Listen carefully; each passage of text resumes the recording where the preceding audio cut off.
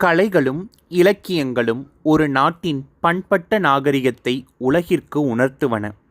தமிழர்கள் சிற்பம், ஓவியம் முதலிய கலைகளில் சிறந்து இருந்தனர்.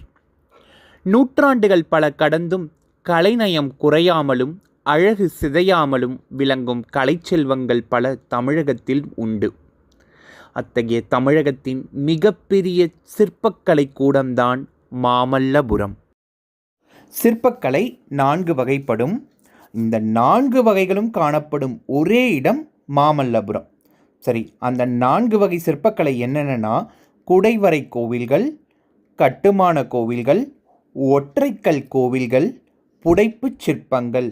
இந்த 4 வகை சிற்பக்கலைகளும் காணப்படும் ஒரே இடம் மாமல்லபுரம்.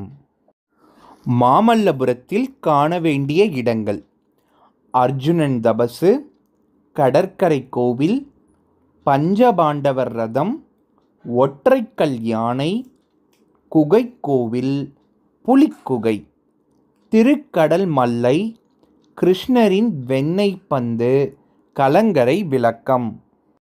அர்ஜுனன் தபசு பாறை சிற்பக்கலையின் உச்சம்னு சொல்கிறாங்க.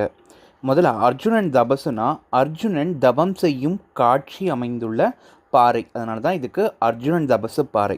இதை ஏன் சிற்பக்கலையின் உச்சம் அப்படின்னு சொல்கிறாங்கன்னா, இங்கே அர்ஜுனனின் உடல் மெலிந்து எலும்புகளும் நரம்புகளும் வெளியே தெரிவது போல கண்களை மூடி 2 கைகளையும் உயர்த்தி வணங்குவது போல் சிற்பம் அழகாக செதுக்கப்பட்டிருக்கான்.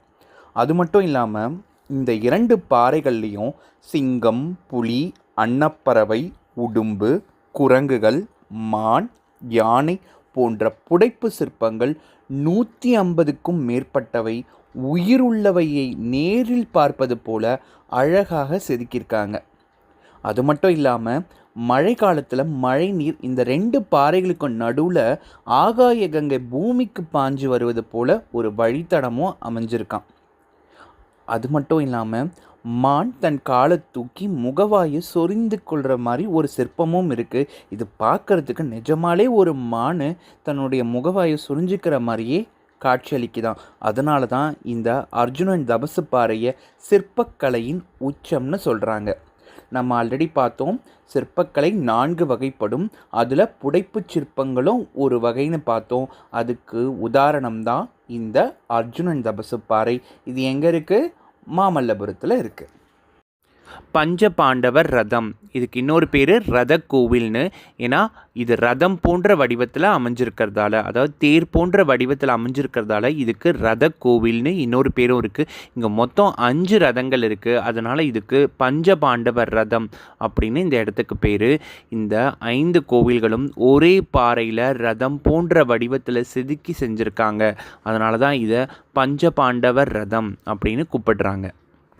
இந்த பஞ்சபாண்டவர் ரதம் ஒற்றைக்கல் கோவில்களுக்கு எடுத்துக்காட்டாக விளங்குது. நம்ம முதலே பார்த்தோம் சிற்பக்கலை 4 வகைப்படும்னு.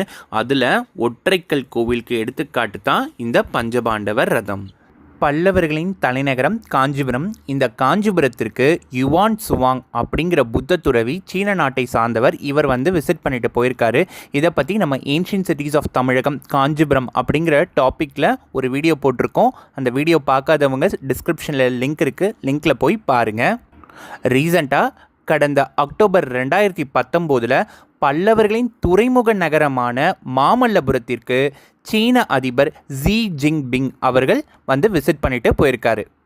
யூஸ்வலாக வெளிநாட்டு பிரமுகர்கள் வந்தாங்கன்னா பிரதமரை டெல்லியில் தான் சந்திப்பு ஏற்பாடு பண்ணுவாங்க. இதுதான் முதன்முறையாக தமிழகத்தில், அதுவும் மாமல்லபுரத்தில் சந்திப்பு நடக்கும் அளவுக்கு பெருமை வாய்ந்தது இந்த